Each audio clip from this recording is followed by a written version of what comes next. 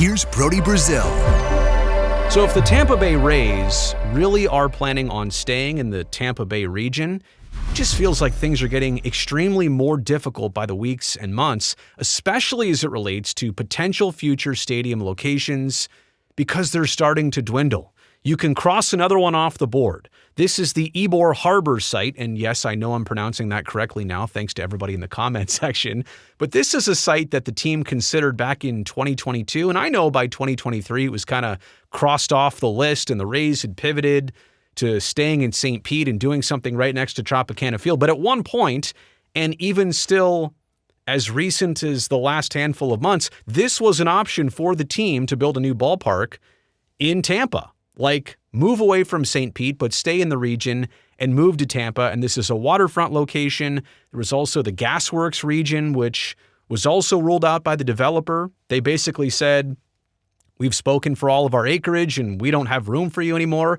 This felt like an option, and now this is crossed off the list. So I'll explain what the other choices are. None of them are particularly great in just a second. But who took this land? Where's it going? Who's taking up the space? It's another sports team, and it's probably one you've never heard of. It's because Tampa Bay Sun FC, they're only one season old, but actually, they just played their inaugural season and won the entire Women's USL Super League Championship. So maybe you will hear of them soon. Congratulations to the Sun FC, by the way. Winning a league championship in your inaugural season? Yeah, I think that gets you on the map. So if you haven't heard of them, that's why. But you might as of pretty soon. They currently play, I kid you not, in a 5,000-seat high school football stadium. Yeah, this is a professional team that just won a league championship, and their home pitch is a high school football stadium. Now that's by design, that's temporary. They're looking to get out of that spot. This was all part of the bigger picture plan down the road. But I'm going to start to put some pieces here together for you. It's important you know, before I show you renderings of the new stadium they want to build, Tampa Bay Sun FC is owned by a couple different individuals, including Darryl Shaw, who's a big-time developer in the Tampa region. He's behind the Gasworx site. He's also behind, that Ybor Harbor location. So wait, the same guy owns the team, part owns the team, and is the developer of this site. Why wouldn't he put all that together and try and build this brand new, beautiful stadium, waterfront in Tampa, just like that? Not a huge stadium. I think it seats 15,000. More details on that in a second. You can also notice here on the front side of that rendering, that building kind of with the jagged edges, that's a hotel that's actually part of the stadium. The hotel faces the water, so they're really trying to maximize this space. I also would have to think, I've looked at satellite views of this harbor area. It seems unused. It seems very industrial. Doesn't seem like there's a lot of foot traffic existing now. They'd have to fix a lot of things up infrastructure-wise, but location-wise, wow, it does seem pretty tremendous. And the renderings here, I think, do it justice. Look at that. Intimate, perfect for a team like this, perfect maybe for dual soccer teams. Oh, what about the Tampa Bay Rowdies? I'll get to them in just a second, too, or are they just called the Tampa Rowdies? Anyway, more on the men's side of professional soccer in just a second. But this Ybor Harbor site could be perfect for this. It makes you wonder, well, wait, why didn't they consider a Major League Baseball field? Well, is it because the owner or the developer of the site is also part owner of this soccer team? This is from the Tampa Bay Business Journal. Ybor City developer Darryl Shaw plans to build a 15,000-seat soccer stadium on Ybor Harbor, the waterfront property once targeted, for a Tampa Bay Rays stadium. Shaw, who's a partner in the Tampa Bay Sun FC, said Tuesday that he is planning on, quote, one of the world's first stadiums built for a women's professional soccer team.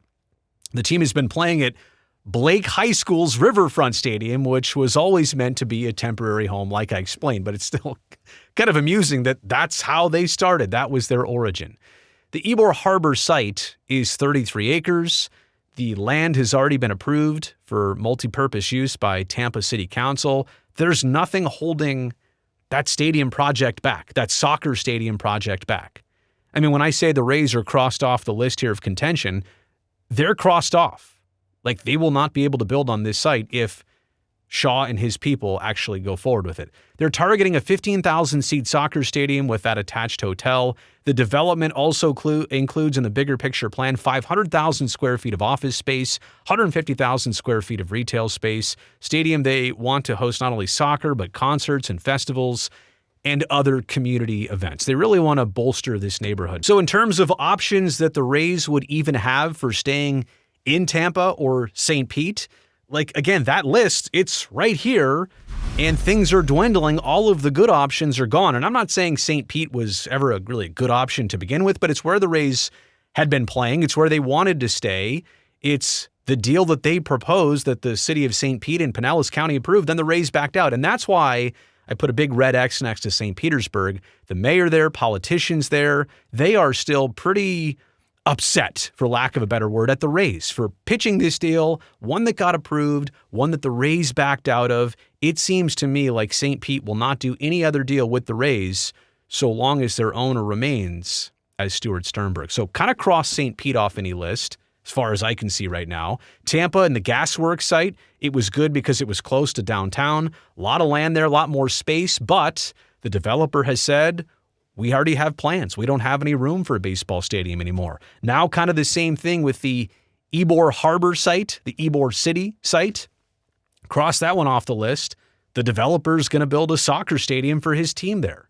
The Rays can't call that home. So that kind of leaves two other options in Tampa, maybe at the State Fairgrounds site, which is a little farther away from downtown. Again, doesn't feel like the optimal option. Certainly is possible, I suppose, to some degree, but how do you displace the land there that you use for a stadium at the fairgrounds? It's probably designed for a lot of people coming in and out, but I don't know if it's the perfect place for a ballpark for the Rays. Also, maybe somewhere right near Raymond James Stadium.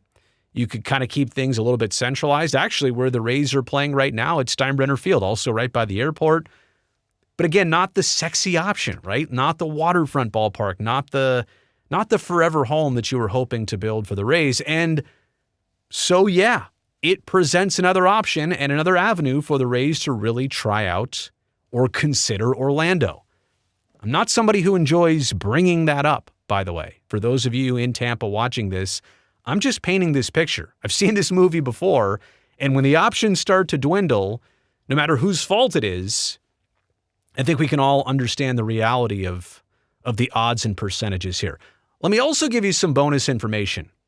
As I mentioned before, Stuart Sternberg owns the Rays, but also owns the USL's Tampa Rowdies, who currently play at Al Lang Stadium.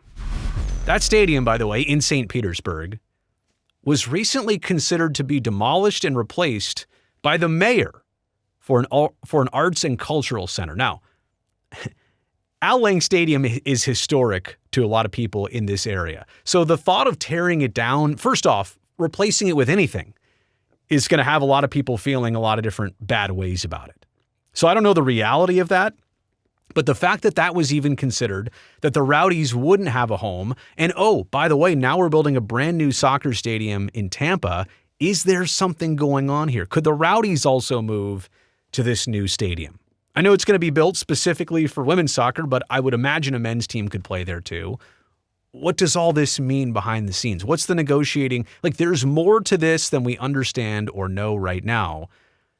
But the biggest takeaway is that one of the best remaining sites in Tampa is now off the board for a future Rays stadium. And with that, let me know what you think in the comments section below. Also, thumbs up down there for this video helps me, this video, and this channel succeed. And also, don't forget, I want to see you back here next time. Best way to do that right now is for you to hit that subscribe button. I'll see you next time.